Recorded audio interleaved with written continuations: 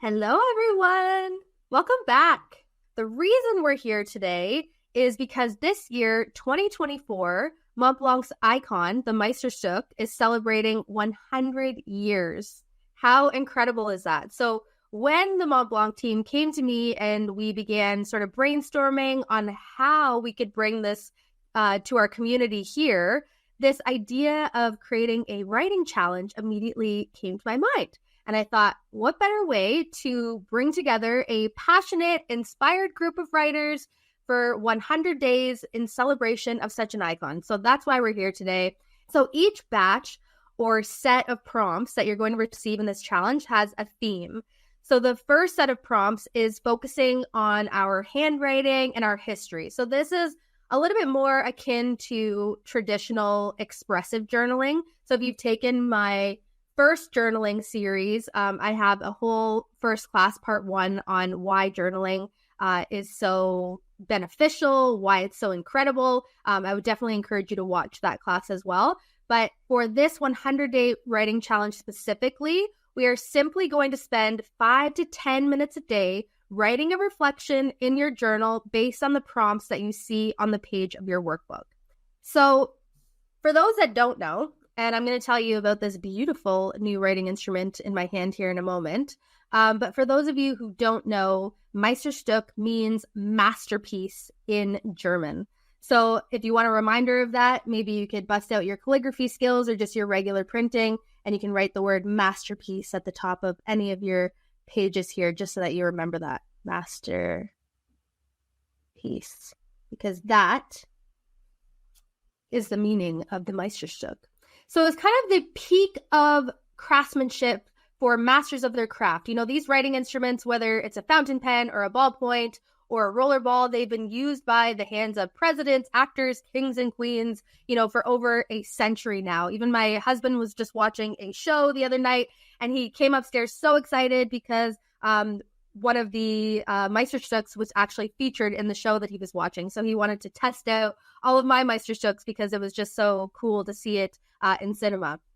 And I was excited and honored that I received a ballpoint from the Origin collection that you can see here that just came out. And the design itself kind of pays tribute to the original icon designs of the 1920s. So it's sort of a symbol, I guess, of the time back in the 1920s. So we have this marbleized surface. You can see the original Meisterstück logo here. Let's try to.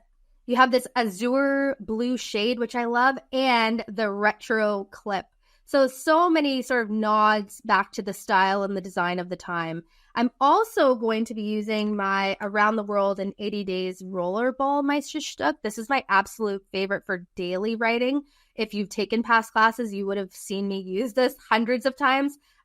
In my daily journaling practice, this is also what I use. So I go through a ton of ink refills on this. And so you'll see me bring this out multiple times throughout the class. And then I also have my Meisterstück with my flex nib.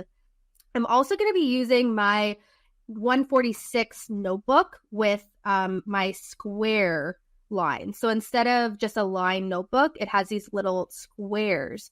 And I love this particular notebook because it's sort of a cross between a regular journal. There's obviously still lines that you can write on, but you can also be a little bit creative in here and turn it into a sort of bullet journal. So before we begin to put ink in our actual notebooks, I want us to make a commitment, both to ourselves and to each other, our community of inspired writers. So I created this page number 5 in your workbook download, so that you have something to display. One, as a daily reminder, where you can put this somewhere that you'll see it. And 2, as something to be really proud of, that you're challenging yourself in such an incredible way for 100 whole days. So this page is kind of serving to hold us all accountable. But before you sign it, let's talk about what you're committing to. So what we're committing to in this 100-day writing challenge is 5 to 10 minutes a day of writing for 100 days. The goal is that this is inspiring and doable. So it's not just inspiring and aspirational, it's inspiring and absolutely doable. Everybody here can absolutely commit to 5 minutes a day of writing. And we'll be delving into why writing actually matters and why it can be such a transformative practice next. But regardless, if you've never journaled before or if you've never taken part in a formal writing challenge, this challenge is still for you. And actually, it's even more made for you. I promise it's accessible. All the prompts are meant to really empower you, and you can absolutely do this. So now let's sign. I'm going to read the commitment, and then we can sign it together. So I insert your name. So I'm just going to print mine here. Again, not beautiful scripted writing. I'm just writing my actual name, Brittany DeSantis, and participating in the Let's Write 100-Day Writing Challenge to celebrate and elevate my handwriting. I'm committed to putting pen to paper for 100 days. Signed. And one of the prompts at the end of this 100-day challenge is we're going to be working on our signatures. So the signature you put today might be very different than the signature that you do in a few weeks here. That very first page here is a little bit intimidating to write on. So we are going to rip off the Band-Aid, so to speak, and put pen to paper. It's not going to be perfect, and that's the point. This journal is for you. It's for you alone. And we're going to create a little title page together quickly on the first page where we kind of usually feel too intimidated to write anything on. And then on this page here, we're going to write the reasons why we're taking part in this challenge to motivate and empower you each day that you sit down to write. So on this cover page, again, don't overthink this. We're ripping off the Band-Aid here.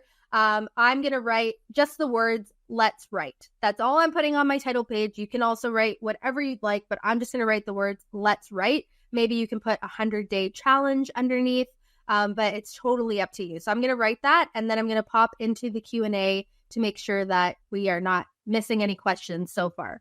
So I'm just going to do my basic modern calligraphy script here. You can do that as well if you'd like. And I'm using my Origins collection ballpoint here, and maybe I'll go back and, thicken some of those downstrokes after. But we just ripped off the Band-Aid in the journaling world, and we now have inked the first page of our journal, and some of those first page jitters are now gone. I'm all about sort of removing those barriers that we have to putting pen to paper, and that is one barrier that I see over and over and over again. But if you've ever read that book, Atomic Habits, he talks about how to create better habits, and sort of the research behind why that works is that your habit needs to feel rewarding. So it has to, and it doesn't have to be like, oh, well, I get to go out for dinner at the end of the week, although that would be a great reward. If you can do that, absolutely do it. If you complete, let's say, 5 to 7 days, how are you going to reward yourself for doing that? And it could be super simple. It could be going out for an ice cream. It could be buying yourself a new ink, as an example, just rewarding yourself in that way. But the really interesting part of this book and what he shared about the science behind breaking and building habits is that the simple act of just checking a box every day that you did something is enough to reward your brain to keep going. We have these little bubbles here where at the end of every day, you can go in and just check that bubble right here that says you completed each day of prompts, okay? So the first prompt, as I said, is your earliest memory of handwriting. I kind of liken this top example here where I have my modern calligraphy with a little bit of color, a mix between upper and lowercase writing, a little bit more like a bullet journal. So again, if you haven't taken my bullet journaling class, definitely go back and watch that. But here I've included a little square where I'm going to check off the square in my actual journal as well as on my my workbook here. So that's an example of day one where, I'm trying to potentially improve my modern calligraphy. Like for any of you who have been practicing whether it's your modern script with me or some of the traditional scripts with Mike and Chantel, this could be an opportunity for you to write in that script as a way to practice daily, because I can absolutely guarantee that at the end of the 100 days of writing in whatever script you're writing in every day, it is going to be night and day what your script looks like on day 1 to day 100. So again, we're thinking ahead. What are you trying to work on? What are you trying to improve? And so I'm fine with my all capital writing, but I don't really love my lowercase writing. So I actually might use this as an opportunity to just write in lowercase as an example every day. And that way I'm working on improving my skill in that area. Whether you're doing sort of this more creative looking start to your entry or you're doing something a little bit more minimalist, there's a few things that I would really like you to include. And that's the day. One sec here. Let me zoom in. That's the day. So day 1, the date, June 1st, the time that you're writing, because as we just talked about, you're going to be able to look back and see patterns. And so maybe you end up after the 100 days, like maybe 70% of your entries were all written in the afternoon. And then you realize, I don't need to write in the morning. It's actually best suited to me to write in the afternoon. And then I also want you to write your writing instrument name. So in this particular example here, I was using my Meisterstück Around the World in 80 Days rollerball with the M black ink refill. So the medium black ink refill. If you're using a fountain pen, you would write the nib that you're using here. And then I would encourage you to be changing that up every few days or every day. Maybe you're writing the day of the prompts in a different ink color every day as an example. So make this your own. Make this feel like something that is so unique to you, and that is, a representation of not only what you want to improve upon, but what aesthetically is appealing to you.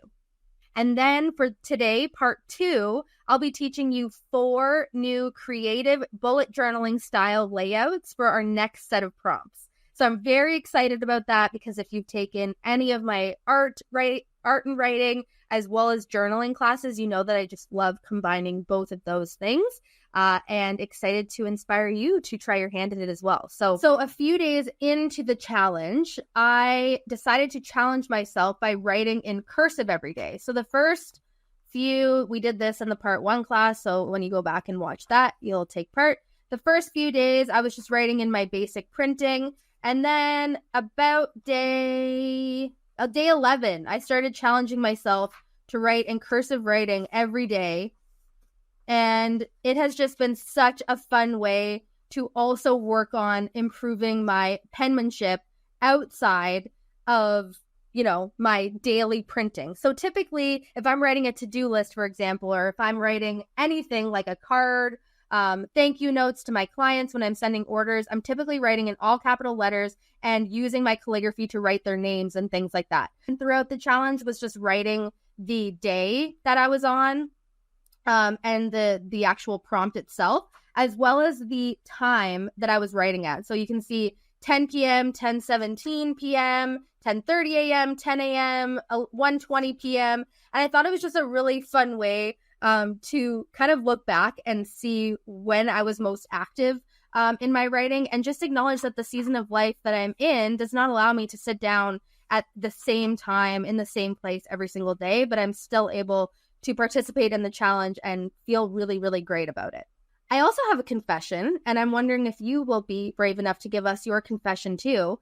I missed a few days, and that is totally okay. Just with the move and having a newborn and a toddler at home, there was definitely times when I was writing for, that 5 minutes in the morning, but then there was times where I missed 4 or 5 days, and then I would spend a dedicated hour just catching up on those prompts. And I actually really liked the combination of both. I liked just having quick responses sometimes, and I also loved, diving in and answering a bunch of prompts at different times. So we started the challenge, part 1 that we just did the reflection on. We started the challenge with expressive journaling, arguably the hardest daily practice to adopt. And it was kind of a fun way to just prove to yourself that you have a lot of really beautiful words to say and a lot of really beautiful insights. And in part 2 today, we're going to be focusing on the power of writing lists, okay? Lists about everything that helps you, everything that inspires you, everything that is a part of you. It's essentially a repository of everything that makes you quintessentially you. And we're going to end with this final page here, diving into the power of gratitude journaling. So every morning for 1 week, we're going to write about 3 things you're grateful for. Every evening for 1 week, we're going to write about what you learned that day or what you noticed that day. One of my favorite quotes ever, and if you do have a copy of my guided grief journal, you will have seen this written in my modern calligraphy script. And the quote is, "The more good things you look for, the more good things you see." And so that's why I really think it'll be impactful for every evening for 1 week to just reflect on what you noticed that day. Because when you know that you have to write an entry every day that week, you are going to actually open your eyes more to things that you would normally overlook. We are spending less time on the actual writing this time around and less time on reflection. I thought it would be fun to integrate a little bit more creativity into the actual layouts of our journals. So I have created 4 simple bullet journaling style spreads with you. Just to again, just a way to make this your own and add a little bit of fun to your entries. I have already seen some of your beautiful reflections on the discussion board. So a lot of people are already doing this, but I just want to give you some ideas. So I have included 3 pages plus, some fun examples from the hashtag on Instagram that I looked up here, just to kind of give you some inspiration in order to create your new entries for the upcoming set of prompts here. And if you've never heard the word bullet journaling before and you are curious, you can always watch the replay of my bullet journaling class through Montblanc anytime. But today I'm just going to walk you through some simple ways to make your journal entries have a little bit more personality today. So think about what ink colors do you have at home? And speaking of ink, I just had to wrap up all of my Montblanc inks for the move. And it was very sad because that means that I'm only going to be able to travel with potentially 1 color before we move into our new house.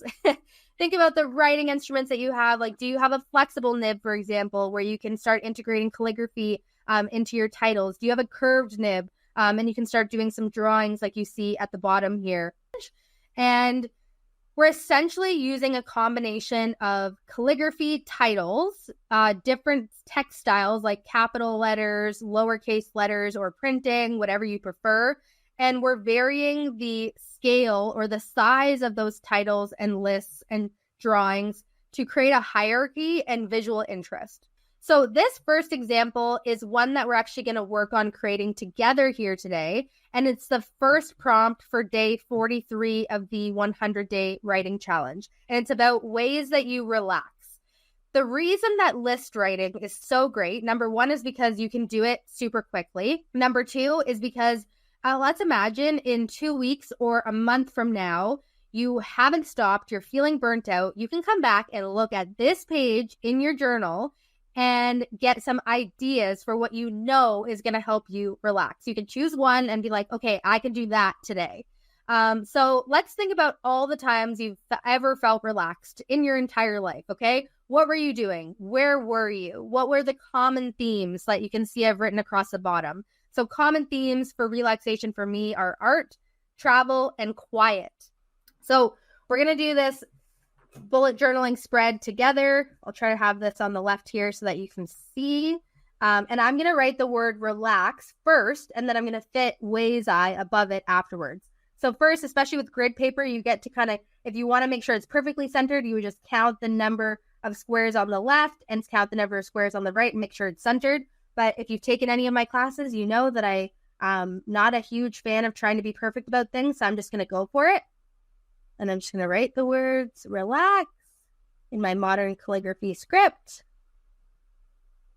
Then I'm going to go ahead and duplicate manually those thicker downstrokes. And this is called the faux calligraphy technique for anyone not familiar with that. I talk a lot about it in my intro to calligraphy class. And then I'm going to switch. Kind of lost it there. I'm going to switch writing instruments to my roller ball. And I'm going to write in capital letters with a little bit of flair, ways I ... relax. And you can make your numbers down the side, but sometimes I find that hard because you don't know how many things you're going to list. So I would just start by writing that title. And then when it comes time to answer this prompt, just make sure if you want to have 2 columns that you save enough space as you're writing. So here you can see I went down to the second line here so that you don't run out of space to write a second column on the right-hand side. And leave yourself about, a quarter of the page at the bottom to do some fun doodles that correspond to ways that you relax. So other samples that I can show you here is on one of the prompts in our upcoming discussion for part 2 is to write a list of beloved books. So instead of just writing, beloved books in your basic printing at the top, you can use your modern calligraphy with a little doodle again, and write the book title with a brief description of what you loved about it, why you loved it. And I kind of picture this, like if you're looking inside of your journal, I actually picture this being a 2-page spread, because we've all read tons of books in our lives. And so I think it'd be really great to have at least a 2-page spread where you have this exact layout. So this is on the left-hand side, and then you continue with that format on the right-hand side.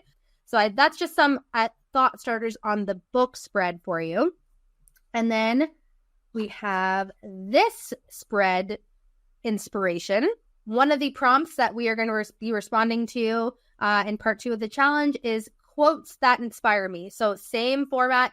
We are combining our modern calligraphy script with our capital letters or regular printing, whatever inspires you. And my absolute favorite quote, if you follow me on Instagram, you will see I just used this in relation to our cross-country move, is from my mom, and from the time that I can even remember. So from the very beginnings of my memory, she has always said, make good choices. Think about other quotes that inspire you. And this is reminiscent of that 2020 layout that I just showed you, which I'll show you again on the screen so you can see how it looks in sort of a bigger actual journal format. So little boxes, you could put your quotes in each of these boxes. And I mentioned that I wrote a guided grief and keepsake journal. I actually have it right beside me here in my studio, open to the quotes page of the journal, because this is something that I've always kept in my journals, is a kind of a repository of all my favorite quotes and words of wisdom. And so in the guided grief journal that I made, there's a whole dedicated section to writing your words of comfort and wisdom in these boxes, and encouraging people to do exactly what we're doing today, which is make this a part of your lifelong journaling practice. Similar to the book example, you might want to dedicate like 5 to 7 pages to this quotes one. And that way you can come back and always keep adding to this. And it's just something that is sort of a companion with you throughout your life. Also, how much do we love the coil bound interior for a journal? Because one of my biggest pet peeves where I'm journaling is that the page is always kind of flipping up like this. And so this was a design decision that I actually made in the production of the journal, was to include a coir interior. So just a fun fact on that.